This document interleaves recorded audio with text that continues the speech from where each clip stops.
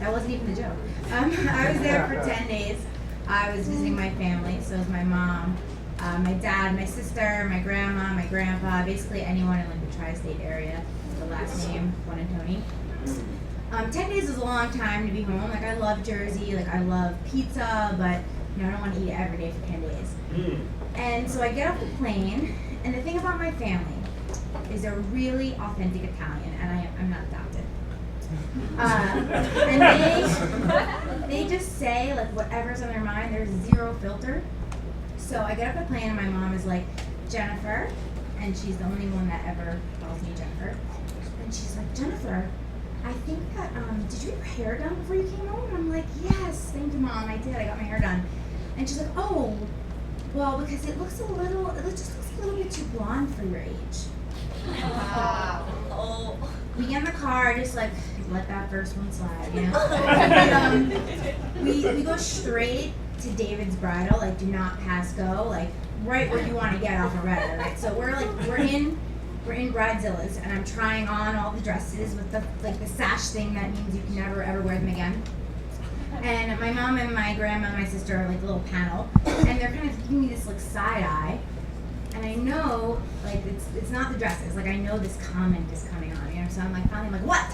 And they're like, oh well, I think you might have gained a few pounds since you last came home. These are not insults, these are just motherly observations, right? So I decide like I should just give her a daughterly observation.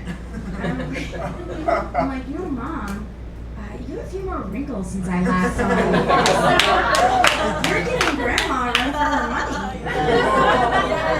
I didn't say that because you just never piss off an Italian mother. But we get back to our house, and my grandma's like, come sit on the couch with me. She asked me how work's going, and then she asked me, why are you single? She actually said, always a bridesmaid, never a bride.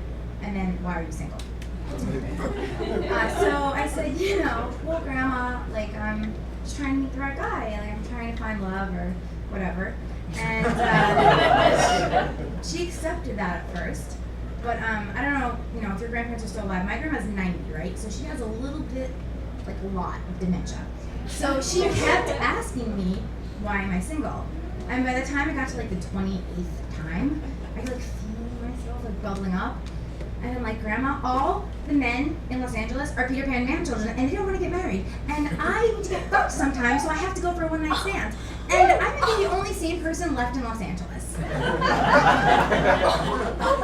She completely forgot like 2 minutes later. No one else heard, so it was all good. And she did add that she just, you know, wanted to see me get married before she dies. No pressure. And I told her, I was like, Grandma, that's why I'm single, because if I meet the man of my dreams tomorrow and we fall happily in love and live happily ever after, you drop dead. I mean, I'm kind of hoping that she remembers this in her will. Okay, so enough about my Italian family, but I was home because my sister got engaged, my younger sister. As in, she's getting married before me. Thank you. Because I'm single and 30. Work it! 32. So I got back to LA like a couple weeks ago, and I was like, oh, maybe I should think about this. Like, maybe I should see what's out there, or at least find a date for this wedding. And so I start swiping left and swiping right. Right, let me tell you about these eligible like Tinder bachelors. So you gotta get up here, girl. No, so I go on this first date with Man Gorgeous. I don't know. That's how he introduced himself. I don't know if that's his name. I don't know. I left. So I go on a second date, and it was actually really good. I had a good time. I came home and I told my roommate, I was like, I had a really good time. I think I really like this guy. And then at like about 20 minutes later, I started feeling like a little like nervous, anxious, like then I started getting depressed, and then it was like a full-blown panic attack like an hour later, because I'm like, do I really like this guy? Or do I really like bowling? Because we went bowling, and I hadn't been bowling in years. It was a lot of fun. So, like my only thought was, I'm gonna have to go out with this guy again to really like assess this situation. So we go to a comedy show to see his friend, and we're having that awkward 2-drink minimum before we find out he sucks. Which he did. And we get out, and this guy, maybe he had a couple too many drinks, because he's like, you know, you're the oldest girl I've ever dated. And he's older than me, right? And so I'm like, all right, that's cool, dude. And he's like, is that, you know, does that bother you? Does that make you uncomfortable? So not till you brought it up. And he wouldn't let it be. And I couldn't even believe he said this, but he's like, well, are you worried that, you know, maybe you're not gonna be able to have kids, or like you might have to freeze your eggs?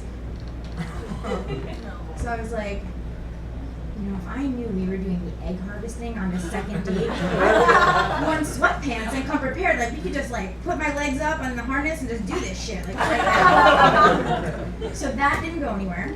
But I would like to say I have met someone. I really like him. We've been hanging out a little bit, and things have been going great. But I get really nervous when I date, and when I like someone, it gets even worse. And I kind of hold my nerves in one spot, my stomach.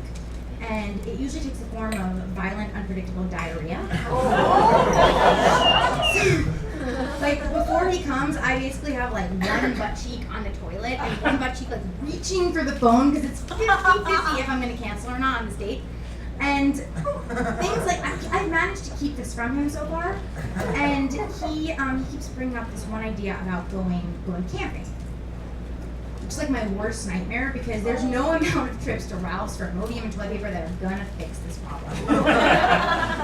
So I don't know how to tell him, so I thought I would just invite him here tonight.